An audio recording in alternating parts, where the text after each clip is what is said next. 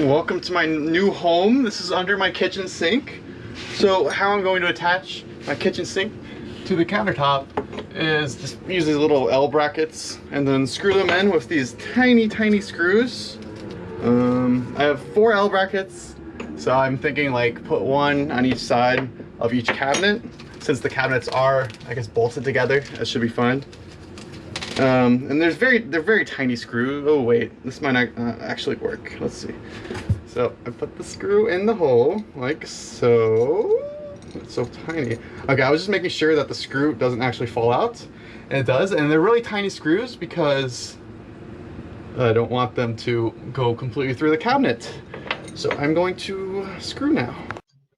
All right. While I'm building this sink thing, I thought it'd be a cool idea to talk about my life, my aspirations of what I plan to do next. Because, yeah, a lot of people might say, oh, yeah, you're homeless. Why don't you just live in an apartment like a normal person? Why don't you, I don't know, why don't you buy a house? I mean, I could buy a house if I wanted to.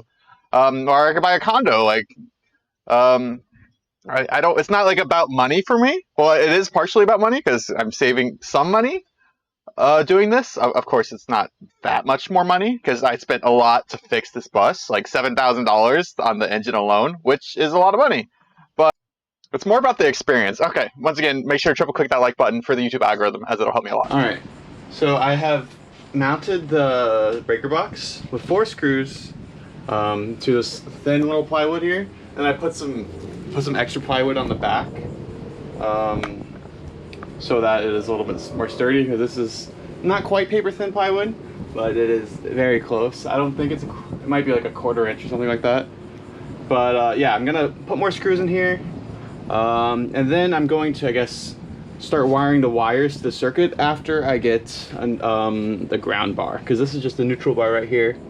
And then I will wire it from my inverter to this breaker box, and then I can shut it or close it shut with the lid, and that should be the end of the box. And then the rest of the wires, at least I've done before. But yeah, I guess I'm gonna start screwing stuff in again. I feel like I'm always screwing every single video. All right, so once again, reminder: don't try any of this at home. I'm not a professional. I am just a computer scientist who pretends to know what electronics are. I guess not really a computer scientist. I'm a physicist by trade, or I don't know. I'm not a physicist. Anyways, back to what I was talking about before. So yeah, what are my plans for the future? So eventually, yeah, I want to buy a house as a rental property. So yes, I guess it is all about money. I lied. but yeah, so I want to buy a house as a rental property, and I can live in my bus, or I guess maybe a duplex would be cool, because I can park my bus there, and then like I guess live in there as well. I guess if I want to, and then use the other one, rent it out. That would be a good, I guess, efficient like form of making money for myself. Not that my current job, like my current job is plenty of money. I'm just being greedy here, which is fine as long as I'm not too greedy, I think. But anyways, it took me like several weeks to figure out how to wire the breaker box, and honestly, it's been working fine. Just using like the Romex wire from Home Depot, like it's fine. It might not be the prettiest looking thing. Oh, look at Little Caesars bag. Oh my gosh. So one thing I haven't done, while I'm like hooking all this up to my inverter to this breaker box, is I haven't found a good way to, I guess, insulate the wires from the rest of the bus. Because if one of these wires does break, then this is 120 volts, which is very dangerous. I don't know if that is lethal. Probably not. Well, it might be lethal to some people, but yeah. So yeah, it's one of these wires breaks, and like suddenly I don't know, it goes through my heart, then yeah, I guess that could be lethal. Some people say, yeah, it's not the voltage that kills you, it's the current that kills you, but you kind of like voltage is, yeah, there's an equation. All right, I have wired from my inverter to my breaker box.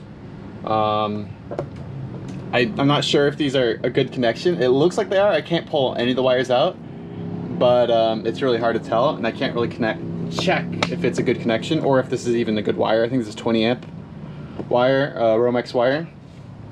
But I guess the only thing I could do is really just to turn it on and test it with a fire extinguisher by the side.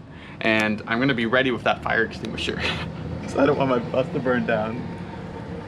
Look at that, it's Golf Cart City over here. But all right, I guess I'm almost done with this breaker box. I really have a couple more things to do. I have to plug the wires into the breakers. I have one going into the neutral from the inverter. I believe this is from the inverter. I should label these somehow, some way.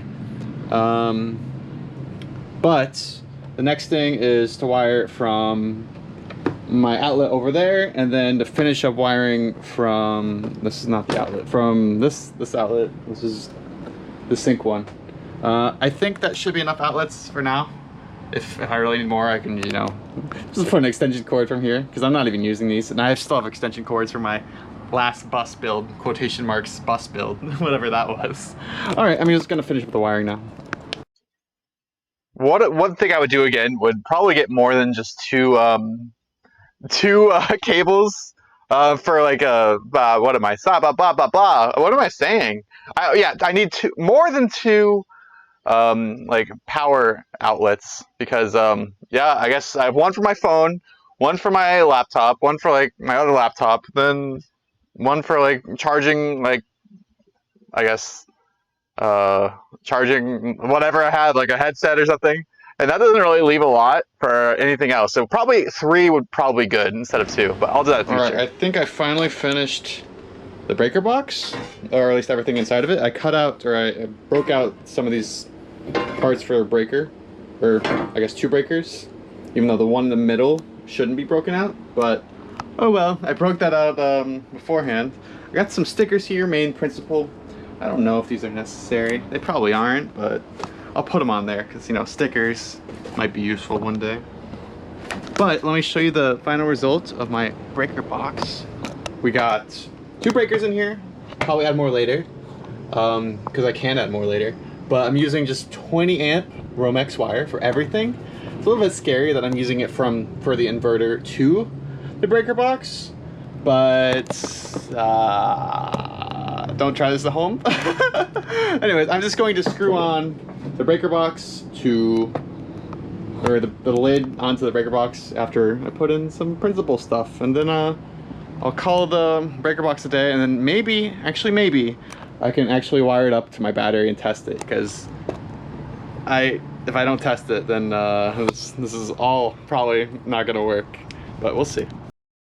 All right, this is pretty much the end of the video, so thank you for watching. All right, I figured out my first mistake, is I mounted this breaker box too low, so I can't put the lid on, as you might be able to tell. So I gotta unscrew everything, screw it back in. So yeah, this will take me a lot of time. Oh well.